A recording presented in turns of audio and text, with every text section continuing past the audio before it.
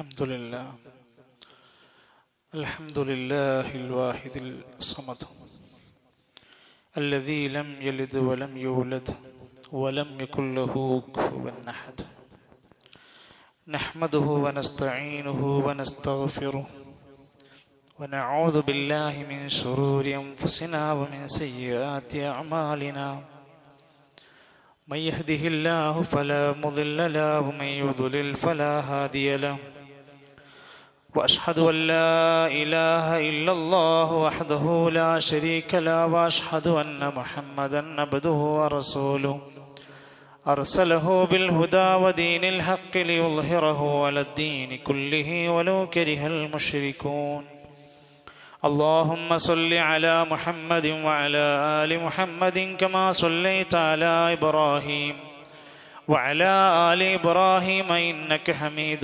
مجيد اللهم بارك على محمد وعلى آل محمد كما باركت على إبراهيم وعلى آل إبراهيم إنك حميد مجيد أما بعد فإن خير الكلام كلام الله وخير الهدي هدي محمد صلى الله عليه وسلم وشر الأمور محدثاتها وكل محدثة بدعة وكل بدعة ضلالة وكل ضلالة في النار أيها الإخوة والأخوات أوصيكم وإياي أولا بتقوى الله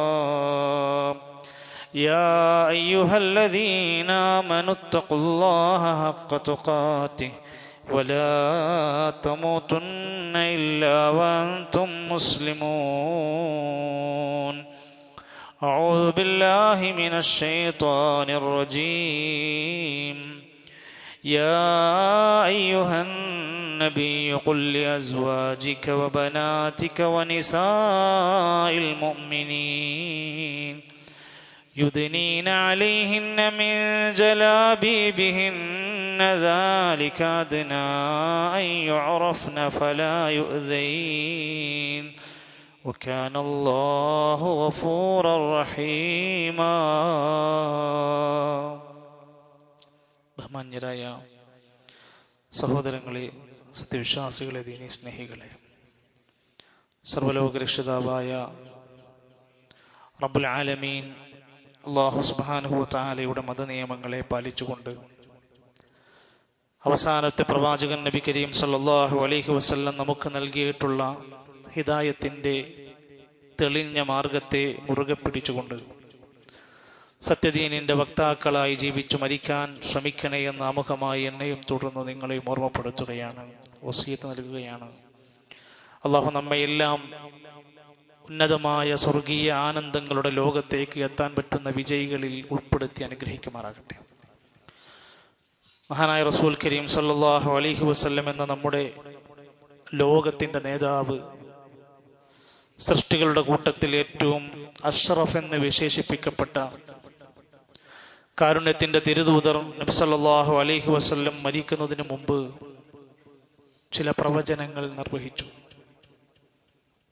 ഇന്നത് സംഭവിക്കുമെന്ന് 14 നൂറ്റാണ്ടുകൾക്ക് മുമ്പ് പ്രഖ്യാപിച്ചു പോയി.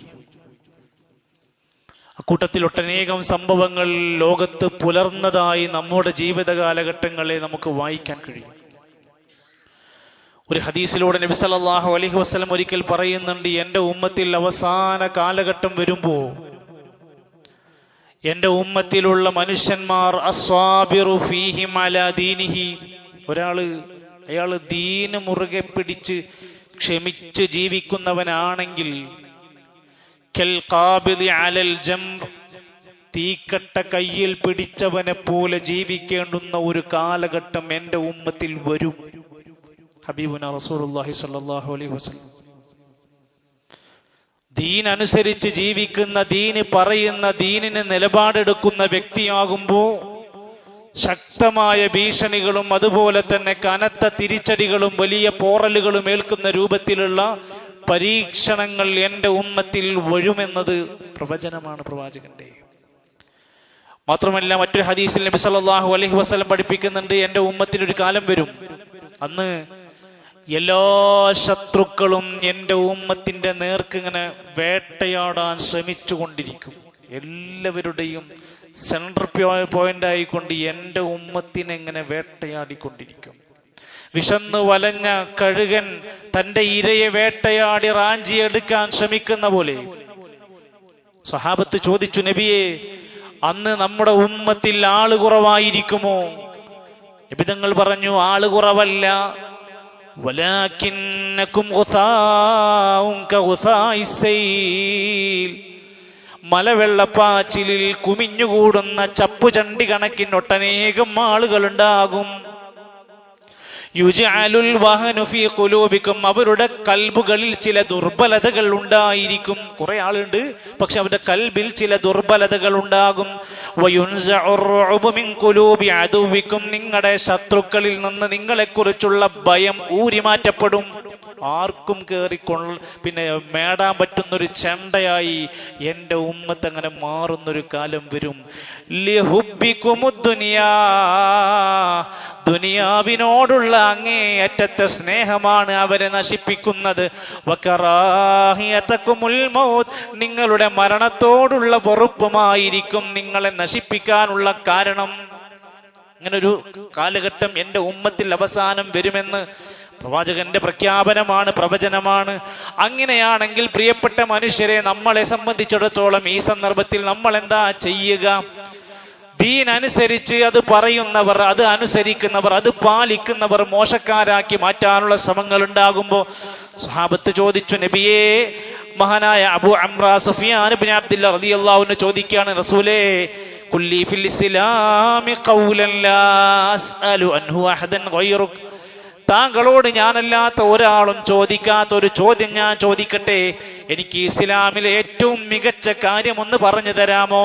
നബി തങ്ങൾ പറഞ്ഞു കൊടുത്തു, ഖുൽ, താങ്കൾ ഇങ്ങനെ പറയൂ, ആമൻതു ബില്ലാഹ്. എപ്പോഴും എന്തൊക്കെ പ്രശ്നങ്ങളുടെ മുമ്പിലും ഞാനിതാ അല്ലാഹുവിൽ വിശ്വസിച്ചിരിക്കുന്നു, നിങ്ങൾ എന്ത് പറഞ്ഞാലും ശരി. എന്നിട്ട് ആ മാർഗത്തിൽ തന്നെ നേരെ കൊള്ളേ നിലകൊണ്ട് ജീവിച്ചോളൂ. നല്ല പ്രശ്നങ്ങളൊക്കെ ഉണ്ടാവും വീട്ടിൽ, കുടുംബത്തിൽ, അധികാരികളിൽ, നിയമങ്ങളിൽ. എന്തൊക്കെ വന്നാലും നമ്മുടെ ജീവിതത്തിന്റെ അടിസ്ഥാന ലക്ഷ്യം അവിടെയാണ്, പരലോകമാണ്. ഇസ്ലാമിന്റെ നിയമങ്ങളിൽ നിന്ന് നമ്മളെ തെറ്റിക്കാൻ വേണ്ടി പലരും പല വഴിക്ക് ശ്രമിക്കുന്നുണ്ട്. നമ്മുടെ യാത്ര പരലോകത്തേക്കാണ്. പരലോകം നഷ്ടപ്പെടുന്ന എല്ലാ കാര്യങ്ങളിൽ നിന്നും ഒരു നല്ല മുഅ്മിൻ മാറി നിൽക്കും. ഒരു യഥാർത്ഥ മുഅ്മിൻ, അവൻ എന്തൊക്കെ സംഭവിച്ചാലും എൻ്റെ പരലോകം പോകുമോ എന്ന ഭയപ്പാടുണ്ടെങ്കിൽ അയാൾ അവിടുന്ന് മാറാൻ ശ്രമിക്കും. ജീവിതത്തിന്റെ ഏത് മേഖലകളാണെങ്കിലും, കച്ചവടത്തിന്റെ കാര്യമാണോ, തന്റെ കച്ചവട രംഗത്ത് പരലോകം നഷ്ടപ്പെടുന്ന ഒരു രൂപന്റെ ലാഭം അയാൾ എടുക്കൂല. കച്ചവടം ചെയ്യും, അതിനൊന്നൊരു പ്രശ്നമല്ല. അനുവദിക്കപ്പെട്ട വസ്തു അനുവദിക്കപ്പെട്ട മാർഗത്തിൽ ചെയ്യും. എന്റെ പരലോകം നഷ്ടപ്പെടുമോ എന്ന് ഭയപ്പെടുന്ന കച്ചവടം അയാൾ ചെയ്യില്ല. ആസ്വാദനങ്ങൾ, എൻജോയ്മെന്റ് ഉണ്ടാകുമോ ഒരു മുഅ്മിന്? ഉണ്ടാകും. പരലോകം കളയുന്ന മദ്യം അയാൾ ആസ്വദിക്കൂല, അതുപോലെ ലഹരി അയാൾ ആസ്വദിക്കൂല, അയാൾ തോന്നിവാസങ്ങൾ, അശ്ലീലങ്ങൾ ആസ്വദിക്കൂല. എന്നാൽ ആസ്വാദനത്തിന്റെ വിവിധ തലങ്ങൾ ഇസ്ലാം തുറന്നു തന്നിട്ടുണ്ട്. അതാർക്കും ശല്യമല്ലാത്തതായിരിക്കുകയും ചെയ്യും. വിവാഹം ഇസ്ലാം അനുവദിച്ചു തന്നു. വിവാഹത്തിൽ എല്ലാ നിലക്കുമുള്ള ഹലാലായ കാര്യങ്ങളെ പഠിപ്പിച്ചു തന്നു. എന്നാൽ അവിടെ തന്റെ പരലോകം നഷ്ടപ്പെടുത്തുന്ന രൂപത്തിൽ അതിനെ അലങ്കോലമാക്കാൻ ഒരു മുഅ്മിൻ ശ്രമിക്കൂല. വിദ്യാഭ്യാസ രംഗത്തും അങ്ങനെ തന്നെയാണ്. തന്റെ പരലോകം നഷ്ടപ്പെടുത്തുന്ന യാതൊരു നിയമവ്യവസ്ഥക്കും അയാൾ കീഴ്പ്പെടുകയില്ല. ജോലിയിലും അങ്ങനെ തന്നെ, കുടുംബത്തിലും അങ്ങനെ തന്നെ. എന്ത് മേഖലയിലും അള്ളാന്റെ വെറുപ്പുണ്ടാക്കുന്ന കാര്യമാണോ ഒരു മുഅ്മിൻ മാറി നിൽക്കും. അപ്പൊ നമ്മൾ എന്താ പരിശോധിക്കേണ്ടത്? എനിക്കങ്ങനെ കഴിയുന്നുണ്ടോ? മഹാനായ അബൂ യഅ്ല ശദ്ദാദ് ബിൻ ഔസ് റളിയല്ലാഹു അൻഹു പറയാണ്, നബി തങ്ങൾ ഞങ്ങളെ പഠിപ്പിച്ചൊരു വാക്കുണ്ട്, ഇന്നൽ കയ്യിസ്, ഒരു ബുദ്ധിമാൻ എന്ന് പറഞ്ഞാൽ ലിമൻ ദാന നഫ്സഹു, തന്റെ മനസ്സിനെ കീഴ്പ്പെടുത്തിയവനാണ്. വഅമില ലിമാ ബഅദൽ മൗത്ത്, മരണത്തിന് ശേഷം ഒരു ജീവിതത്തിന് വേണ്ടി തന്റെ കർമ്മങ്ങളെ ശരിപ്പെടുത്തുന്നവനാണ് ബുദ്ധിമാൻ. മരിക്കുന്നു പറഞ്ഞു നടക്കണമെന്നല്ല, മരിക്കുമെന്ന ചിന്തയും മരണശേഷമുള്ള ജീവിതത്തിന് വേണ്ടിയുള്ള ഒരുക്കമുള്ളവനാണ് നല്ലൊരു യഥാർത്ഥ ബ്രില്യൻ്റായ ബുദ്ധിമാനായ മനുഷ്യൻ എന്ന് പറയുന്നത്. ഇന്ന് നമ്മൾ എത്തി നിൽക്കുന്ന ഈ പുതിയ സാഹചര്യത്തെ എല്ലാം നമ്മൾ ഇരുന്ന് വായിക്കുക. ദുനിയാവിനാണോ നമുക്ക് പ്രാധാന്യം? ബൽ തുസിറൂനൽ ഹയാത്തദ് ദുനിയാ, പക്ഷേ നിങ്ങൾ ദുനിയാവിനാണ് വലിയ പ്രാധാന്യം കൊടുക്കുന്നത്. അറിഞ്ഞോളൂ, വല്ലാഖിറതു ഖൈറും വഅബ്ഖാ. തൊക്കെ തീരും, തൊക്കെ പൊട്ടിപ്പോവും.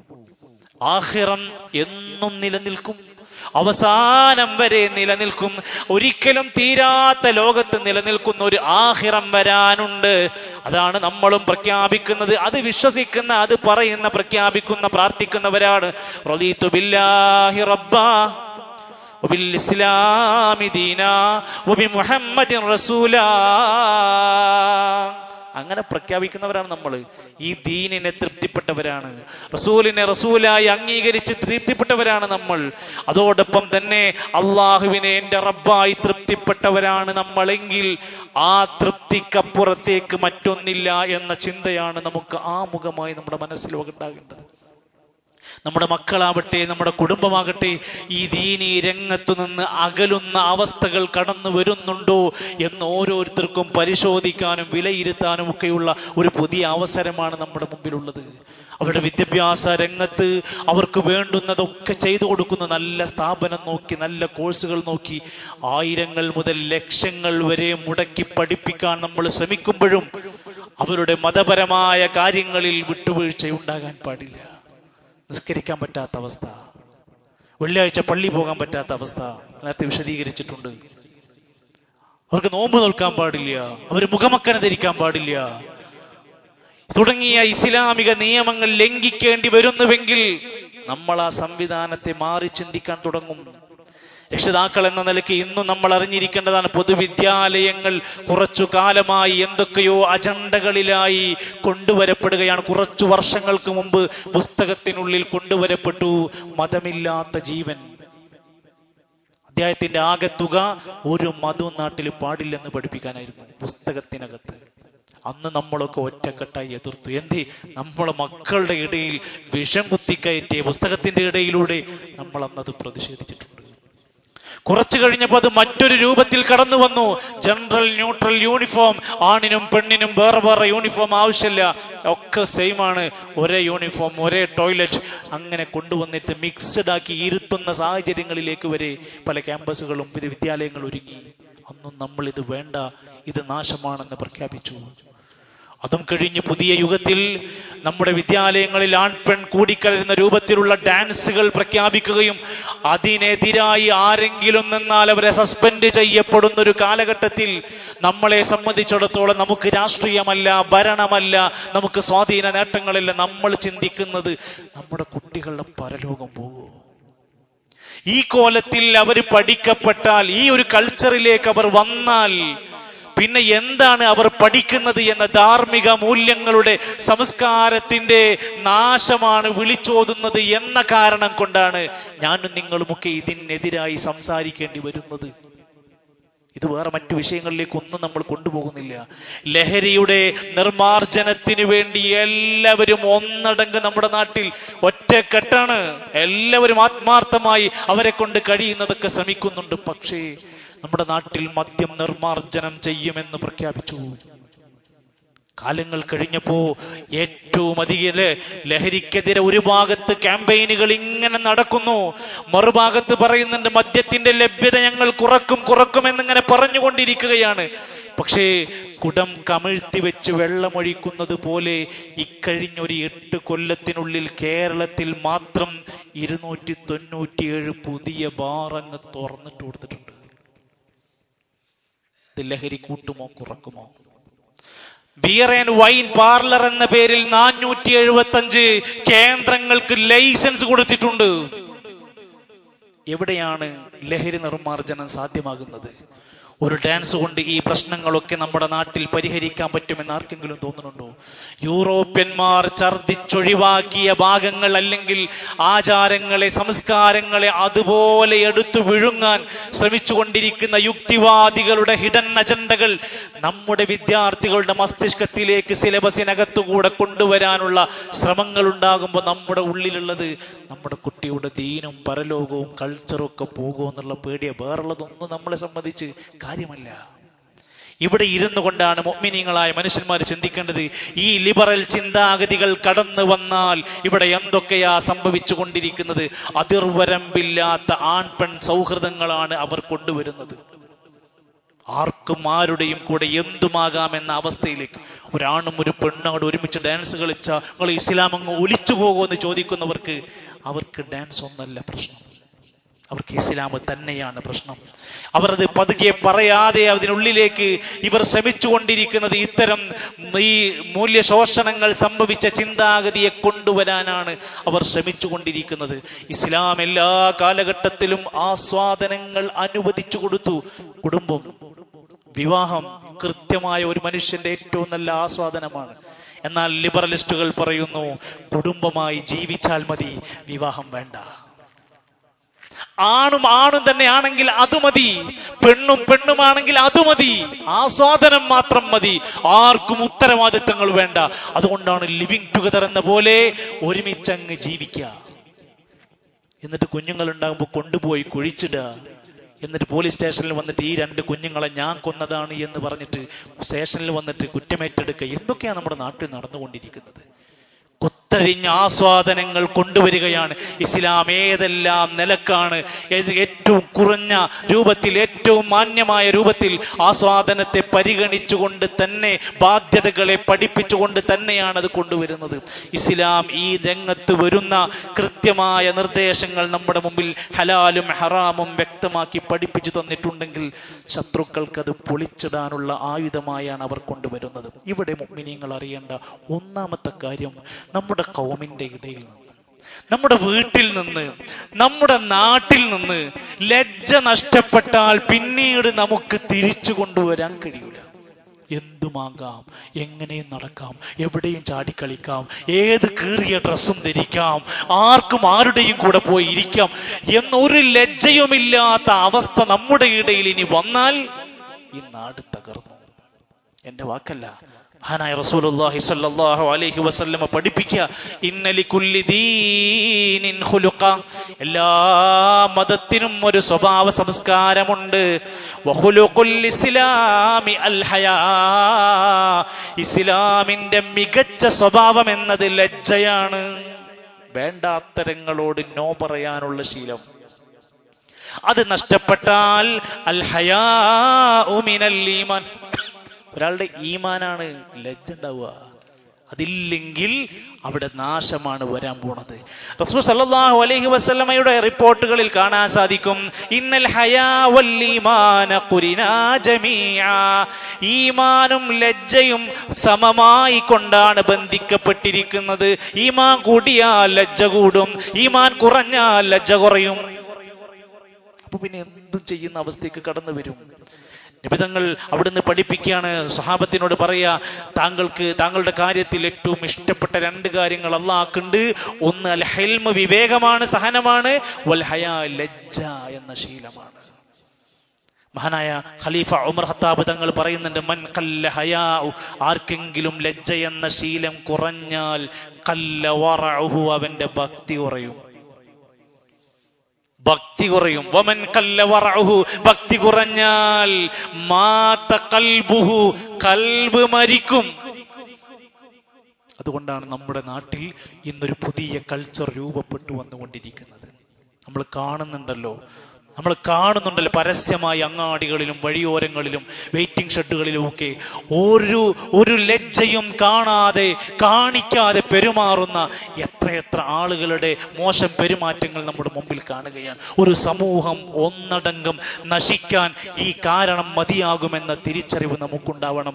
മാത്രവുമല്ല, ശരീരം ഇങ്ങനെ പ്രദർശിപ്പിക്കുക, പ്രത്യേകിച്ചും സ്ത്രീ ശരീരം പ്രദർശിപ്പിച്ച് നടക്കുക എന്നത് അള്ളാഹു ശക്തമായി വിരോധിച്ച കാര്യമാണ്. അത് ഡാൻസ് ആയാലും കളിയായാലും കല്യാണമായാലും ഇസ്ലാം അങ്ങേയറ്റം അതിനെ കൃത്യമായി കൊണ്ട് വിരോധിച്ച സംവിധാനമാണ് എന്ന് നമ്മൾ മനസ്സിലാക്കുക. രണ്ടാമത്തേത്, ഇസ്ലാം നിഷിദ്ധമാക്കിയ സംഗീതത്തിന്റെ അതിപ്രസരം നമ്മുടെ ഉമ്മത്തിലേക്ക് വിതച്ചുകൊണ്ടിരിക്കുകയാണ്. ഇസ്ലാമിക പ്രഭാഷണങ്ങളുടെ ഇടയിൽ പോലും ഒരു മ്യൂസിക്കൽ ഇൻസ്ട്രുമെന്റിന്റെ രാഗം കൂട്ടിക്കൊടുത്താലേ ആളുകൾ കാണൂ എന്ന ധാരണ, എത്ര നല്ലതായ സന്ദേശങ്ങൾ വരെ അതിനൊരു മ്യൂസിക്കൽ ഇൻസ്ട്രുമെന്റിന്റെ താളം പിടിച്ചെങ്കിലേ അത് ആരെങ്കിലും കാണൂ എന്ന തെറ്റിദ്ധാരണ. എങ്കിൽ അല്ലാഹുവിന്റെ റസൂൽ സല്ലല്ലാഹു അലൈഹി വസല്ലം വിശുദ്ധ ഖുർആനിൽ ആയത്തെടുത്തിട്ടാ പറഞ്ഞേ, വമിനന്നാസി മയസ്തരി ലഹുവൽ ഹദീസ്. ജനങ്ങളിൽ ചില ആളുകളുണ്ട് വിനോദ വാർത്ത വിലക്ക് മേടിക്കുന്നവരാണ്, അള്ളാന്റെ ദീനിൽ നിന്ന് വഴിതെറ്റിക്കുന്നവരാണ്. ആ ആയത്തിനെ സൂറത്തുൽ ലുഖ്മാനിലെ 6-ാമത്തെ ആയത്ത് വിശദീകരിച്ചപ്പോ ഇബ്നു അബ്ബാസ് റളിയല്ലാഹു അൻഹു പറയാണ്, ഈ ആയത്ത് കൊണ്ട് ഉദ്ദേശിക്കുന്നത് അൽ ഗിനാ വ അശ്ബാഹു, ഇത് സംഗീതോപകരണങ്ങളും അനുബന്ധമായ ഘടകങ്ങളെയുമാണ് പറയുന്നത്. അതിന് പറ്റുന്ന ഡിജെയും അതിന് പറ്റുന്ന ഡാൻസൊക്കെ നമ്മുടെ മുമ്പിലേക്ക് വന്നാൽ പിന്നെ എവിടെ എത്തും?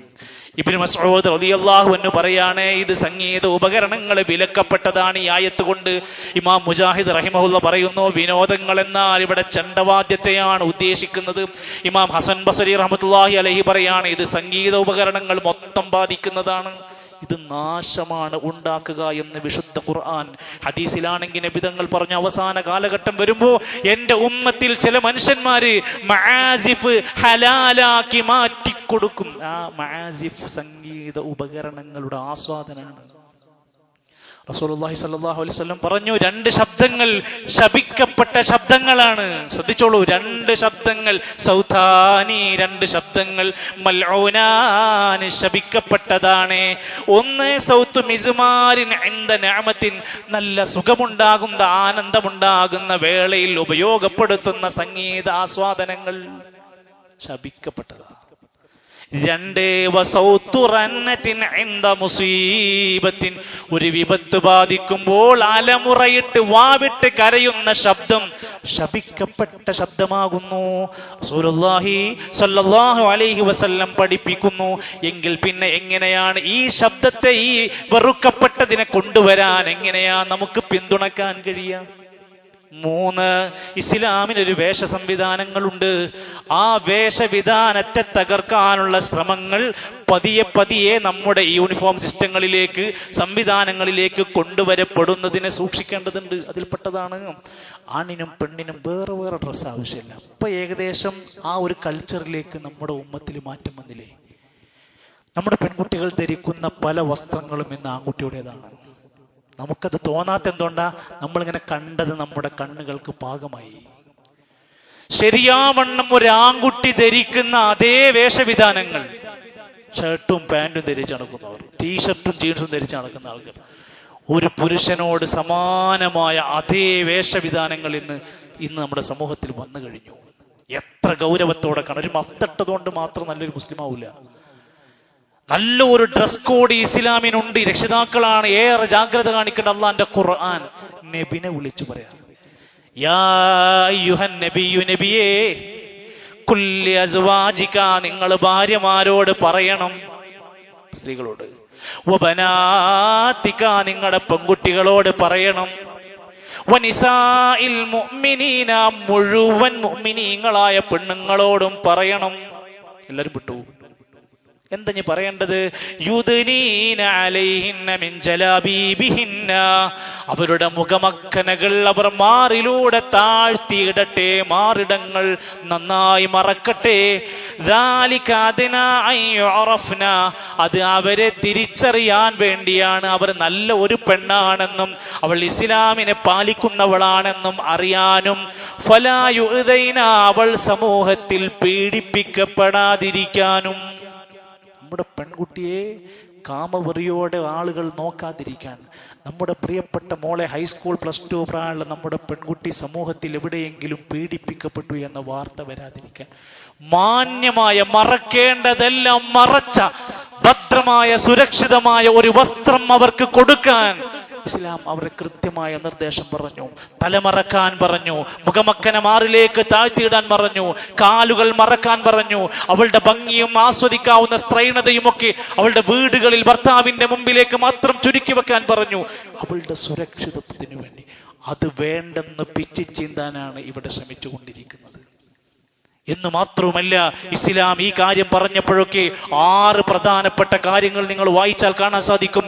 വസ്ത്രം ധരിക്കുന്നതിന്റെ പ്രധാന ലക്ഷ്യം ഔറത്ത് മറക്കലാണ്. അവിടെ നമ്മൾ ശ്രദ്ധിക്കേണ്ടത് അതാണ് നമ്മുടെ ഒന്നാമത്തെ തലക്കെട്ടുണ്ടാവേണ്ടത്.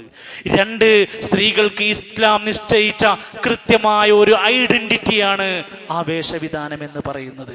3, അവർക്ക് സേഫ്റ്റി കൊടുക്കുകയാണ്, കൃത്യമായ സുരക്ഷിതത്വം കൊടുക്കുകയാണ്. 4, അന്യപുരുഷന്മാർ നമ്മുടെ പെൺകുട്ടികളുടെ ആ ശരീരത്തെ, സൗന്ദര്യത്തെ ആസ്വദിക്കാതിരിക്കാൻ വേണ്ടിയാണ്. 5, ഒരു പെണ്ണ് അവളുടെ വസ്ത്രം ശരിയാവണ്ണം മറച്ചില്ലെങ്കിൽ അവൾ നരകാവകാശിയാണ്. നിസ്കരിക്കുമ്പോൾ മാത്രം നിസ്കാരക്കുപ്പായിട്ടാല് നല്ലൊരു മുസ്ലിമായെന്ന് ധാരണ വേണ്ട. 6, ശരീരം മുഴുവൻ ശരിയാവണ്ണം മറയാത്ത വസ്ത്രം ധരിച്ചൊരു പെൺകുട്ടിയാണെങ്കിൽ അതുകൊണ്ട് അവൾ ശാപം ഏറ്റുവേടിച്ചു കൊണ്ടിരിക്കും. ഹദീസിൽ വന്ന വാക്ക. അതുകൊണ്ട് ഈ ഒരു വിഷയത്തിൽ മഹാരഥന്മാരായ നമ്മുടെ സലഫുകളായ മുൻഗാമികളൊക്കെ എടുത്ത കൃത്യമായ സമീപന രീതി നമ്മളൊന്ന് മനസ്സിലാക്കിയാൽ മതി. 4ാമത്തെ കാര്യം, നമ്മുടെ മക്കൾക്ക് ചിലപ്പോൾ പല തോന്നിവാസങ്ങളൊക്കെ ഇഷ്ടമുണ്ടാവും. നമ്മളങ്ങ് സപ്പോർട്ട് ചെയ്ത് കൊടുക്കരുത്. ലുക്മാനുൽ ഹക്കീം തന്റെ മകനെ വിളിച്ച് ഉപദേശിച്ചപ്പോഴൊക്കെ പറയുന്നുണ്ട്, തിന്മ വിരോധിക്കണം, തിന്മനെ സപ്പോർട്ട് ചെയ്യരുത്. സ്വഹാബത്തിന്റെ ഇടയിൽ നിന്ന് നമസ്കാരം കഴിഞ്ഞപ്പോ, സുബഹ് നമസ്കാരം കഴിഞ്ഞപ്പോ ഇറങ്ങി വേഗത്തിൽ ഓടിപ്പോയ സ്വഹാബിനോട് തിരിച്ചു ചോദിച്ചു, എന്തിനാ അങ്ങനെ തിരക്കിട്ട് ഓടുന്നത്? അവിടെ വീട്ടിൽ നിന്ന് മക്കൾ എണീക്കുന്ന സമയത്ത് അപ്പുറത്തെ വീട്ടിലെ ഈത്തപ്പന മരത്തിൽ നിന്ന് ഞങ്ങളുടെ വീട്ടിലേക്ക് 2-3 ചുളകൾ വീണ് കഴിഞ്ഞാൽ എന്റെ കുട്ടി അതെടുത്ത് കഴിക്കുമോ എന്ന് ഞാൻ ഭയപ്പെടുന്നു. ഹറാമിനെ ഹറാമായി പഠിപ്പിച്ചു കൊടുക്കുക. നബി തങ്ങളുടെ പേരക്കുട്ടി സകാത്തിന്റെ വിഹിതത്തിൽ നിന്ന് ഒരു ഈത്തപ്പഴത്തിന്റെ ചവച്ചപ്പോ വായിലേക്ക് കൈയിട്ട് വലിച്ച് പുറത്തേക്കിട്ട് തള്ളിയത് തന്റെ കുട്ടി ഒരു ഹറാമ് ശീലിക്കരുതെന്ന് വിചാരിച്ച. ഈ ചിന്ത എല്ലാ കാര്യത്തിലും വേണം. 5, നമ്മൾ ഇതെല്ലാം ഒക്കെ പറയുമ്പോഴും നമ്മൾ ലഹരിന്റെ പിന്നാലെ പോണവരല്ല, നമ്മൾ ലഹരിക്കെതിരാണ്. ഇസ്ലാം അതിന് കൃത്യമായ നിരീക്ഷണം തന്നിട്ടുണ്ട്, നല്ല പാഠങ്ങൾ തന്നിട്ടുണ്ട്. ലഹരി എന്നാൽ MDMA മാത്രല്ല, കള്ള് മാത്രല്ല, സിഗരറ്റ് അടക്കം രേഖപ്പെടുത്തണം. അതിന് ചവക്കുന്നതും വലിക്കുന്നതും കുടിക്കുന്നതും ഒക്കെ പെട്ടു. കുല്ലു മുസ്കിരിൻ ഹറാം, എല്ലാ ലഹരി ഉണ്ടാക്കുന്ന സാധനം ഹറാമാണ്. ഈ ഖുതുബക്ക് വന്നിരിക്കുന്ന ഏതെങ്കിലും മനുഷ്യന്മാർ നിങ്ങളുടെ കച്ചവട സ്ഥാപനത്തിന് ആ സാധനം വിറ്റു കൊടുക്കുന്നുണ്ടെങ്കിൽ നിങ്ങൾ ഈ നാട്ടിലെ ലഹരി വിൽപ്പന കേന്ദ്രമാണ്. അപ്പുറത്ത് അരിയും പഞ്ചാരിയും വിറ്റാൽ മാത്രം ഹലാലാകൂല. നമ്മുടെ സമ്പത്തിൽ ലഹരി വിറ്റതാണെങ്കിൽ അത് ഹറാമാണ്. കുല്ലു മുസ്കിരിൻ ഹറാം.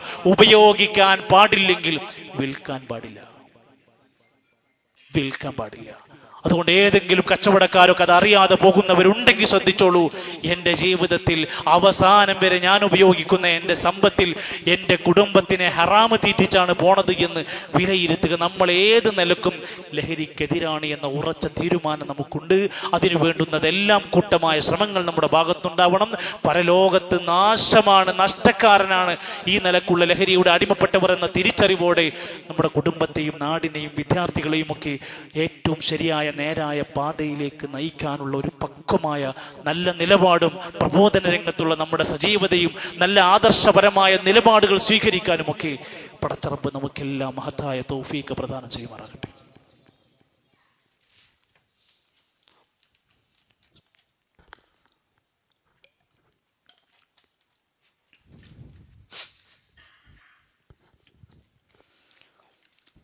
അൽഹംദുലില്ലാഹി റബ്ബിൽ ആലമീൻ حمدا كثيرا طيبا مباركا فيه والصلاة والسلام على رسوله الأمين وعلى آله وصحبه ومن تبعهم بإحسان إلى يوم الدين وسلم تسليما كثيرا أما بعد فاتقوا الله عباد الله أوصيكم وإياي ثانيا بتقوى الله. അള്ളാഹുവിൻ്റെ നിയമനിർദ്ദേശങ്ങൾ പാലിച്ച് ഇസ്ലാമിനെ തൃപ്തിപ്പെട്ടുകൊണ്ട് അംഗീകരിച്ചുകൊണ്ട് ജീവിക്കാൻ ഓരോരുത്തരും ശ്രമിക്കണേ എന്നൊരിക്കൽ കൂടി എന്നെയും നിങ്ങളെയും ഓർമ്മപ്പെടുത്തുകയാണ്. അള്ളാഹു നമ്മെ അനുഗ്രഹിക്കുമാറാകട്ടെ. മുഹറം മാസത്തിലെ വളരെ സുപ്രധാനമായ ആഷൂറ ദിനത്തിലേക്ക് നമ്മൾ പ്രവേശിക്കാനിരിക്കാം. കലീമുല്ലാഹി മൂസാ നബി അലൈഹിസ്സലാത്തു വസ്സലാം, വിശുദ്ധ ഖുർആനിൽ ഏറ്റവും അധികം പേര് പറഞ്ഞ മൂസാ നബി അലൈഹിസ്സലാമിന്റെ ചരിത്രം മയവിറക്കുന്നുണ്ട്. ഉലുൽ അസ്മിന്റെ ഏറ്റവും മികച്ച 5 പ്രവാചകന്മാരിൽ ഒരാളായ മൂസാ നബി. അമ്പിയാക്കന്മാരൊക്കെ പല ദറജയിലും പല ഘട്ടങ്ങളിലുമൊക്കെയായി പോകുന്നുവെങ്കിലും വല്ലംബിയാഉ ഇഖ്വത്തുൻ ലഅല്ലാത്തിൻ, എല്ലാവരും സഹോദരന്മാരാണ്. ഉമ്മഹാത്തുഹും ശത്താ, വിവിധങ്ങളായ ഉമ്മമാർക്കിടയിലാണ് അവർ ജനിച്ചത് എന്നത് ശരിയാണ്. വദീനുഹും വാഹിദുൻ, എല്ലാവരുടെയും മതം ഒന്നാണ്. ഒരേ ഒരു ദീനാണ് അവർക്കുള്ളത്. നോക്കൂ, നിങ്ങൾ ഈ ചരിത്രം പഠിക്കുന്നിടത്ത് കാണാൻ സാധിക്കും, കുഞ്ഞിനെ കൊല്ലുന്ന ഒരു രാജാവിന്റെ നാട്ടിൽ സ്വന്തം ശത്രുവിനെ വളർത്തുകയാണ് ഫിറഔൻ. തന്റെ കൊട്ടാരത്തിൽ ഫിറഔൻ ഒരു കുട്ടിയെ വളർത്തുന്ന, ഒരു ആൺകുഞ്ഞിനെ, അതോ തനിക്ക് ഭാവിയിൽ ശത്രുവാകാനിരിക്കുന്നു. അവിടെയാണ് ഇസ്ലാം നൽകുന്ന ഏറ്റവും കൃത്യമായ ചില പാഠങ്ങൾ നമ്മുടെ മുമ്പിലുണ്ട്. ആദ്യമായി അവിടുന്ന് ആ കൊട്ടാരത്തിൽ നിന്ന് മദീനയിലേക്ക് ഒരു പ്രത്യേക കാരണം കൊണ്ട് ഹിജറ പോകേണ്ടി വന്നു. പിന്നീട് അല്ലാഹു തആല പ്രവാചകത്വം കൊടുത്തുകൊണ്ട് തിരിച്ചു വിളിക്കുന്നത് നേരത്തെ വളർത്തിയ ഫിറഔനിന്റെ അരികിലേക്ക് ചെന്നിട്ട് ഇസ്ലാമിനെ പറയാൻ വേണ്ടിയിട്ടാണ്. ഇദ്ഹബ് ഇലാ ഫിർഔൻ, ഫിർഔനിന്റെ അടുത്തേക്ക് താങ്കൾ പോകണം. കാരണം എന്താ? ഇന്നഹു തഗാ, അവൻ അതിരുവിട്ടിട്ടുണ്ട്, അവന്റെ ആദർശം അങ്ങേയറ്റം മോശമായിട്ടുണ്ട്, അവന്റെ തൗഹീദ് നഷ്ടപ്പെട്ടിട്ടുണ്ട്. നോക്കൂ നിങ്ങൾ, അന്ന് മൂസാ നബി അലൈഹിസ്സലാത്തു വസ്സലാം ഫിറഔനിന്റെ അടുത്തേക്ക് പോകാൻ സമയത്ത് ഒരു കാരണം പറയുന്നുണ്ട്. എനിക്ക് വിക്കുണ്ട്, സംസാരിക്കാൻ കുറച്ച് പ്രയാസമുണ്ട്, അതുകൊണ്ട് ഞാൻ പോകൂല എന്നല്ല പറയുന്നത്. നമുക്കൊക്കെ ദീന് പറയാൻ നല്ല കഴിവുണ്ട്. ആ വോയിസിന്റെ ബട്ടൺ അമർത്തിയിട്ട് ദീന് സംസാരിക്കാൻ പറ്റും, സ്റ്റാറ്റസുകൾ ഷെയർ ചെയ്യാൻ പറ്റും, ദീനിന്റെ നിലപാടുകൾ പറയാൻ പറ്റുന്ന മെസ്സേജുകൾ എത്രയോ നോൺ മുസ്ലിംകളായ സഹോദരങ്ങൾക്ക് അയച്ചു കൊടുക്കാൻ പറ്റും. നമുക്ക് കഴിവുണ്ട്. മൂസാ നബിക്ക് അന്ന് സംസാരിക്കാൻ ഒരു പ്രയാസം ഉണ്ടായിരുന്നു, വിക്കുണ്ടായിരുന്നു. എന്നിട്ട് മൂസാ നബി പ്രാർത്ഥിക്കുകയാണ്, റബ്ബിശ്റഹ് ലീ സ്വദ്രി വയസ്സിർ ലീ അംരി വഹ്ലുൽ ഉഖ്ദതം മിൻ ലിസാനി. റബ്ബേ, എനിക്ക് കാര്യങ്ങൾ എളുപ്പാക്കി തരണേ, എൻ്റെ ആ തൊണ്ടയിൽ ഉണ്ടാകുന്ന ആ കെട്ടുകൊടുക്കൊക്കെ ഒന്ന് മാറ്റി അവിടെ ചെന്ന് നല്ലപോലെ ദീന് സംസാരിക്കാനുള്ള ശേഷി തരണേ. ഒരു മഹാദൗത്യം ഏറ്റെടുത്ത് പോകുകയാണെന്ന് പറഞ്ഞത്.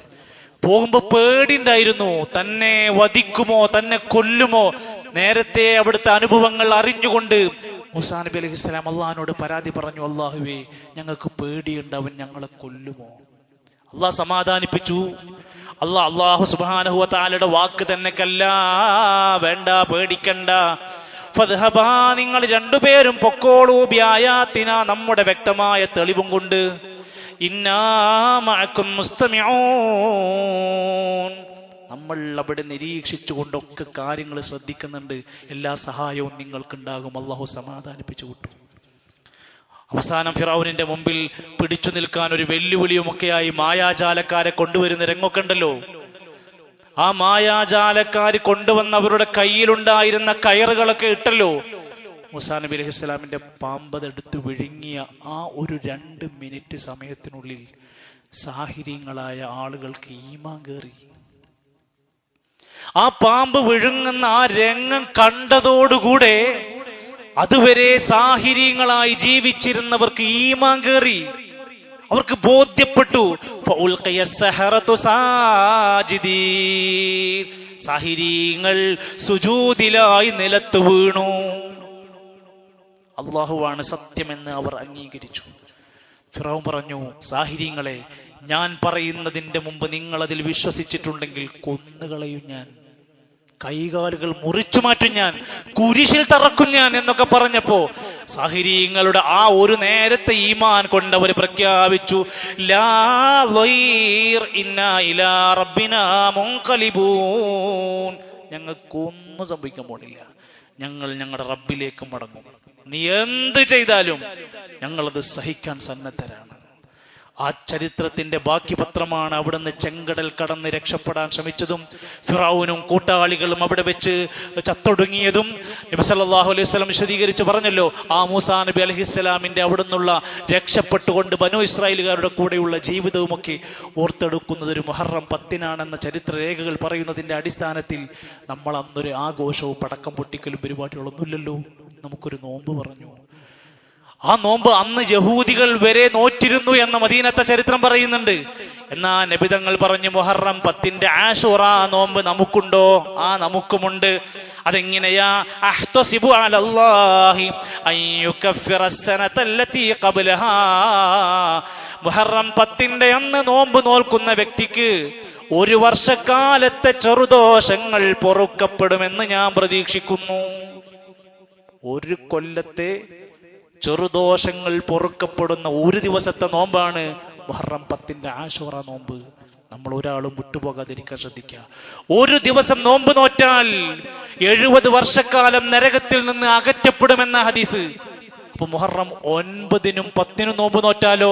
നബി തങ്ങൾ പറഞ്ഞു, ലഇൻ ബഖീതു, അടുത്ത കൊല്ലം ഞാൻ ഉണ്ടെങ്കിൽ, ഇലാ ഖാബിലിൻ ലഅസൂമന്ന താസിഅ, 9-നും നോൽക്കും. കാരണം 10-ന് ജൂതന്മാർക്ക് നോമ്പുണ്ട്. അവർക്കെതിരായി ഞാൻ 9-നും നോമ്പ് നോൽക്കും. 9-ന് നോമ്പ് നോൽക്കാൻ കഴിയാത്തവരുണ്ടോ? 10-നും 11-നും നോൽക്കും. 2 എണ്ണം എടുക്കുക. 140 കൊല്ലത്തെ വഴിദൂരത്തേക്ക് നരകത്ത് നിന്ന് രക്ഷപ്പെടാൻ പറ്റുന്ന ഈ സുന്ദരമായ ഒരു അനുഭവേദ്യമായ ഒരു പാഠം പഠിച്ചുകൊണ്ട് തന്നെ നമ്മൾ ആ പ്രതിഫലം പ്രതീക്ഷിച്ച് നോമ്പെടുക്കാൻ ശ്രമിക്കുക. സഹോദരങ്ങളെ, ദുൽഹിജ്ജ മാസത്തിന്റെ 28-ാം തീയതി കഴിഞ്ഞപ്പോൾ തന്നെ മുഹറം 1 പ്രഖ്യാപിച്ച അബദ്ധജടിലമായ കണക്കും കൊണ്ട് നടക്കുന്ന പല ആളുകളുമുണ്ട്. അവർ ഒന്ന് പഠിക്കാനും മാസം മാറിക്കൊണ്ടിരിക്കുന്നതിന്റെ കണക്കിനെ ബോധ്യപ്പെടാതെ പോകുന്ന ആരെങ്കിലും ഉണ്ടെങ്കിൽ അവർ ശ്രദ്ധിക്കുക, അവരുടെ ഈമാനിനെ പരിശോധിക്കുക. കൃത്യമായി കൊണ്ട് നമ്മുടെ മുഹറം 9-ഉം 10-ഉം കണക്കടിസ്ഥാനത്തിൽ മാസപ്പിറവി അടിസ്ഥാനത്തിൽ വരുന്നത് അടുത്ത ഞായറാഴ്ചയും തിങ്കളാഴ്ചയുമാണ്. മുഹറം 9-ന്റെയും 10-ന്റെയും നോമ്പെടുക്കാൻ നമ്മളും നമ്മുടെ കുടുംബവും ശ്രദ്ധ കാണിക്കുക. വലിയ പുണ്യത്തിന്റെ ഈ ഒരു സുന്നത്തിന്റെ കാര്യത്തിൽ താല്പര്യത്തോടെ നമ്മൾ മുന്നോട്ട് വരിക. അല്ലാഹു സുബ്ഹാനഹു വ തആല നമ്മെ എല്ലാം അവൻ ഇഷ്ടപ്പെടുന്ന യഥാർത്ഥ ദീനിന്റെ വക്താക്കളായി ജീവിച്ചു മരിക്കാനുള്ള തൗഫീഖ് നൽകി അനുഗ്രഹിക്കുമാറാകട്ടെ. പ്രിയപ്പെട്ട സഹോദരങ്ങളെ, നമ്മുടെ പള്ളിയുടെ ഭാഗമായി നടക്കുന്ന ഖുർആൻ ക്ലാസ്, മറ്റു കുട്ടികൾക്കുള്ള പഠന ക്ലാസ്സുകൾ ഇടയ്ക്കിടയ്ക്ക് ഓർമ്മപ്പെടുത്തുന്നത് ആരെങ്കിലും അറിയാതെ പോകുന്നവരുണ്ടെങ്കിൽ ഒന്ന് അറിയാനും ശ്രദ്ധിക്കാനും വേണ്ടി തന്നെയാണ്. ഈ ദീനീ രംഗത്തുള്ള പഠനരംഗത്ത് എല്ലാവരും ആവേശത്തോടെ ഉണ്ടാകണമെന്ന് വീണ്ടും ആഗ്രഹിക്കുകയാണ്. അള്ളാഹു നമുക്ക് ഉപകാരമുള്ള ധാരാളം അറിവ് പ്രദാനം ചെയ്യുമാറാകട്ടെ. ഒരുപാട് രോഗികൾ വിവിധങ്ങളായ പ്രയാസങ്ങളാൽ ആശുപത്രികളിൽ നിന്നും ICUലൊക്കെ കിടക്കുന്ന പല രോഗികളും ക്യാൻസർ പേഷ്യന്റുകളൊക്കെ ദുആ കൊണ്ട് വസിയത്ത് പറഞ്ഞിട്ടുണ്ട്. അള്ളാഹുവേ, അവരുടെ രോഗങ്ങളെല്ലാം സമ്പൂർണമായ ശിഫ നീ നൽകണമേ റഹ്മാനെ. വേഗത്തിലുള്ള ശിഫ നീ അവർക്ക് നൽകണേ റഹ്മാനെ.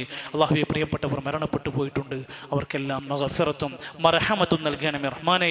അള്ളാഹുവേ, ഞങ്ങളെയെല്ലാം മരിക്കുന്ന സമയത്ത് കലിമ ഉച്ചരിച്ച് ഈമാനോടെ വിയർപ്പ് തുള്ളികളോടെ ഇവിടുന്ന് മരിച്ചു പോകാനുള്ള തൗഫീഖ് നൽകണേ റഹ്മാനെ. ഞങ്ങളുടെ മാതാപിതാക്കൾക്ക് ആഫിയത്തുള്ള ദീർഘായുസ് പ്രദാനം ചെയ്യണമേ. ഞങ്ങളുടെ സമ്പത്തിൽ, വരുമാനത്തിൽ, ജോലിയിൽ ഖൈറും ബറക്കത്തും നൽകണമേ റഹ്മാനെ. മുസ്ലിമായതിന്റെ പേരിൽ ലോകത്തിന്റെ പല ഭാഗങ്ങളിൽ പ്രയാസങ്ങൾ അനുഭവിക്കുന്ന ഞങ്ങളുടെ സഹോദരങ്ങൾക്ക് നീ ആശ്വാസം നൽകണേ റഹ്മാനെ. കേരള സംസ്ഥാനത്തിന്റെ വിവിധ പ്രദേശങ്ങളിൽ മുസ്ലിമായതിന്റെ പേരിൽ സത്യസന്ധമായ ദീനിന്റെ ജീവിതത്തിന്റെ മേഖലയിൽ പ്രയാസങ്ങൾ സഹിക്കുന്ന നമ്മുടെ എല്ലാ സഹോദരങ്ങൾക്കും അള്ളാഹു ക്ഷമയും പ്രതിഫലവും നൽകുമാറാകട്ടെ. അള്ളാഹുവിന്റെ ഇഷ്ടപ്പെട്ട ദാസന്മാരിൽ അള്ളാഹുവെ ഞങ്ങളെ, ഞങ്ങളുടെ കുടുംബത്തെയും നീ ഉൾപ്പെടുത്തണേ റഹ്മാനെ. അള്ളാഹുവെ, സ്വാലിഹീങ്ങളായി ജീവിച്ചു മരിക്കാൻ ഞങ്ങളെ നീ അനുഗ്രഹിക്കണമേ. അല്ലാഹുമ്മ ഗ്ഫിർ ലിൽ മുഅ്മിനീന വൽ മുഅ്മിനാത്ത് വൽ മുസ്ലിമീന വൽ മുസ്ലിമാത്ത് അൽഅഹ്യാഇ منهم والأموات. اللهم أعز الإسلام والمسلمين وأذل الشرك والمشركين. اللهم دمر أعداءك وأعداء الدين. اللهم ربنا آتنا في الدنيا حسنة وفي الآخرة حسنة وقنا عذاب النار. ربنا توفنا مسلمين وألحقنا بالصالحين. ربنا تقبل منا إنك أنت السميع العليم وتب علينا إنك أنت التواب الرحيم. وصلى الله على نبينا محمد والحمد لله رب العالمين.